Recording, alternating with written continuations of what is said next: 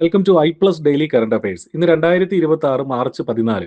ഇന്നത്തെ പ്രധാന ആനുകാലിക സംഭവങ്ങൾ നോക്കാം. മുതിർന്ന അഭിഭാഷക മേനക ഗുരുസ്വാമി അഖിലേന്ത്യാ തൃണമൂൽ കോൺഗ്രസിൽ നിന്ന് രാജ്യസഭയിലേക്ക് തിരഞ്ഞെടുക്കപ്പെട്ടു. LGBTQ സമൂഹത്തിൽ നിന്ന് പാർലമെന്റ് അംഗമായി തിരഞ്ഞെടുക്കപ്പെടുന്ന ആദ്യ അംഗമാണ് മേനക ഗുരുസ്വാമി.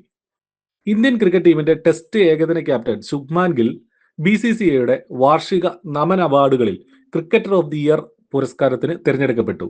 മുൻ ഇന്ത്യൻ ക്യാപ്റ്റനും പരിശീലകനുമായ രാഹുൽ ദ്രാവിഡിന് colonel CK Naidu lifetime achievement അവാർഡും ലഭിക്കും.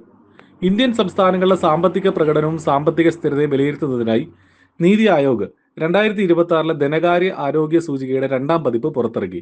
പ്രധാന സംസ്ഥാനങ്ങളിൽ അച്ചീവർ വിഭാഗത്തിൽ ഒഡീഷ 1ാം സ്ഥാനത്തും ഗോവയും ജാർഖണ്ഡും തൊട്ടു പിന്നിലുമായി സ്ഥാനം പിടിച്ചു.